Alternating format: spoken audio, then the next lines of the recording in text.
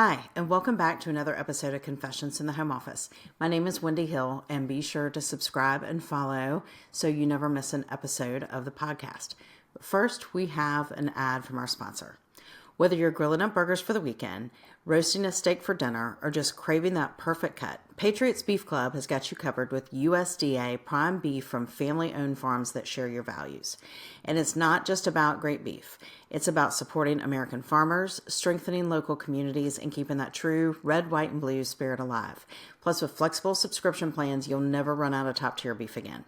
So what are you waiting for? Join the club and experience what it means to eat like a true American. Visit patriotsbeefclub.com/America today and learn more about the packages available and get started. That's patriotsbeefclub.com/America, where the beef is bold as your patriotism. And we subscribe to this, and it has changed the way that we think about cooking and everything. Our beef, I've been kind of staying away from it. And just because I felt like all the grease, fat, not sure where the meat was coming from, this has been great for us. So I would definitely recommend that you check out that link.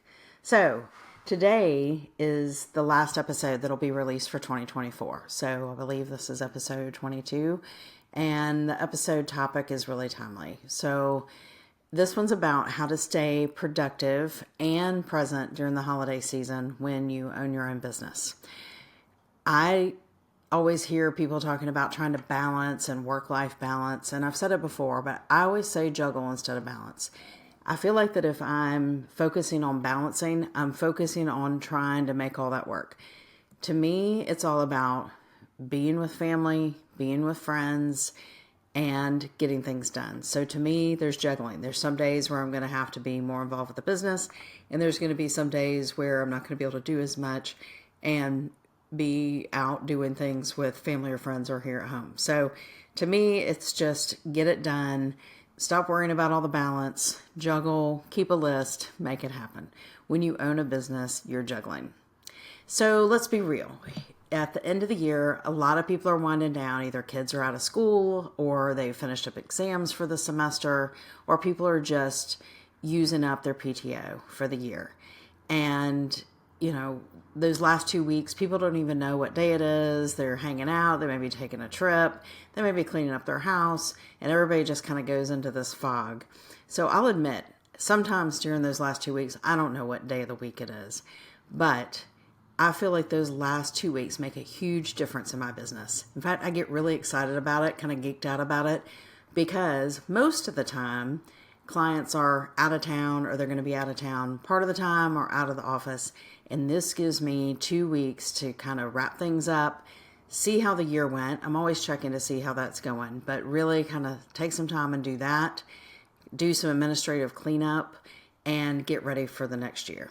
And so those last 2 weeks sometimes have been the weeks that I close the biggest deals in my business, because clients that are really serious about getting going for the next year, they're either ready to up what we're doing, or there's people that you've been talking to, or people that haven't been sure, and they're ready to get going. So even though we're doing Christmas, we're doing New Year's, we're spending time with family, sometimes those have been some really exciting weeks where all of a sudden I'm writing a proposal, or a signed proposal's coming into my email just at the last minute. So it's pretty fun. So, and also, if I didn't work for those 2 weeks and just decided I was going to, veg out, not do anything, I would have a major case of the Sunday scaries that first week back when everybody's back at work. And I know people say, oh, if you own your own business, you shouldn't have the Sunday scaries. Oh, yeah, you do, because it's you, and you're the one who's making everything happen. So I always try to stay ahead. I always talk about that. And get things done. There's no way that I would shut the door for 2 weeks. Even if I worked ahead and we got everything done, there's no way I would shut the door for 2 weeks and then just say that first Monday in January when everybody's back, oh, I'm going to go turn on my computer for the first time. That would be absolutely insane. So I have just a couple of tips. My first tip is I don't go completely off the radar, but I also don't burn myself out. The key is doing like strategic, intentional work. So I go back over and look at revenue and see what's happened with clients that have gone up, clients that have changed their contracts, new clients that have come on, that type of thing. But I carve out a little more time and work on the reporting for this. And then I set goals for the year the quarter, and the month. So I don't start with what am I going to do for January.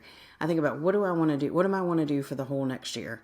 And then what do I want to do for each quarter? And then I break it down into month. Sometimes I break it down into like 2-week segments, but I feel like if I'm doing that, it just kind of gets crazy and it gets stressful. But sometimes I will even go back and figure out daily revenue. That would be a private podcast episode that I can do. I kind of geek out and work on the numbers and figure out revenue by day and that type of thing. It's actually kind of fun. So that's when I do a lot of admin work. My office, of course, is in the house.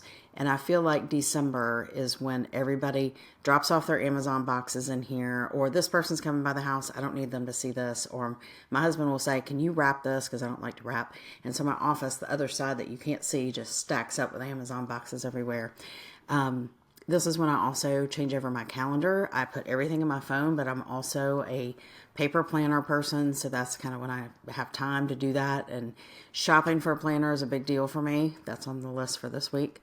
And then I work for 2 to 3 hours in the morning. Most mornings. I won't work Christmas Eve, Christmas Day, maybe the day after. My dad turns 80 on the 27th, so we probably won't work that day. But I get up early anyway, so that's when I should go ahead and get everything done. So when everybody else is up, awake, ready to go, I have some time to go do some things in the afternoon. So I don't feel like I'm ever really behind, or that I don't get to go do things at the holidays. I feel like I kind of get to do it all.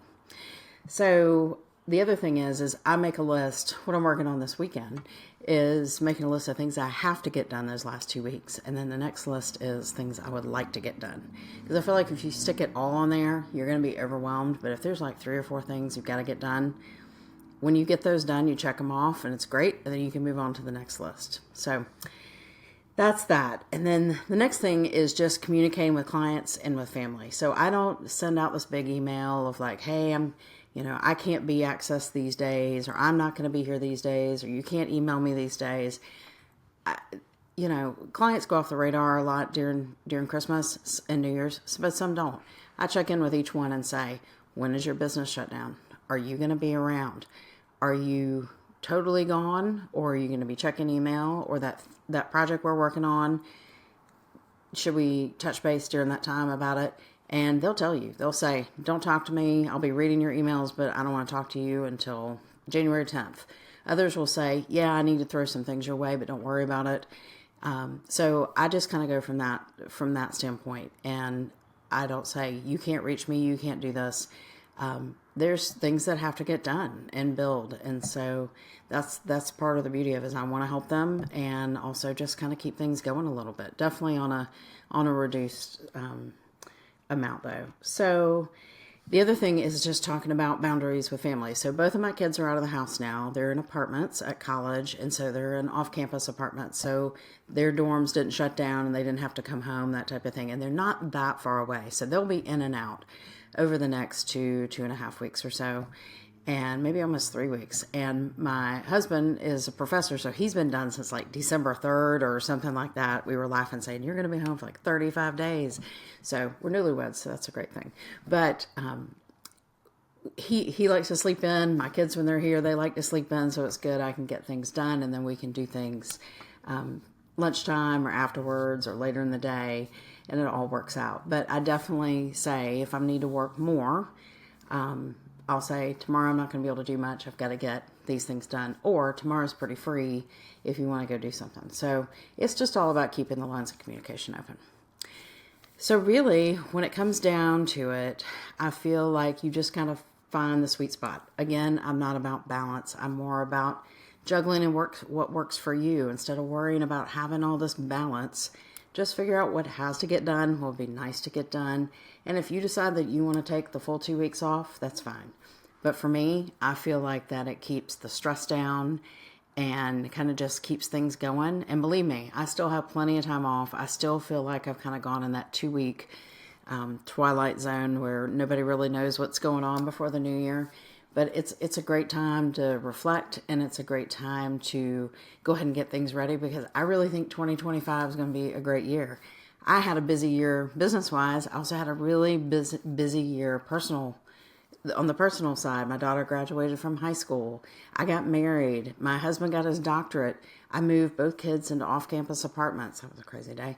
And life is completely different. I'm an empty nester now after all this time of working at home and having kids running in and out of the office all the time.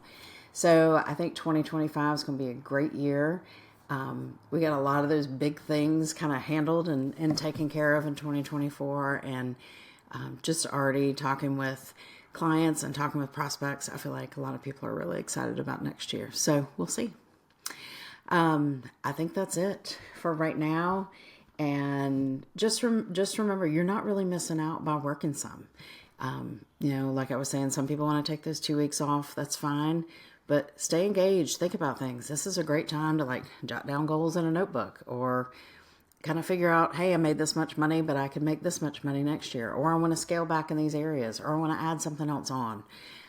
So getting a few things knocked out will get you ahead for next year. So until next time, this is me signing off from Confessions from the Home Office, and I will see you again in 2025.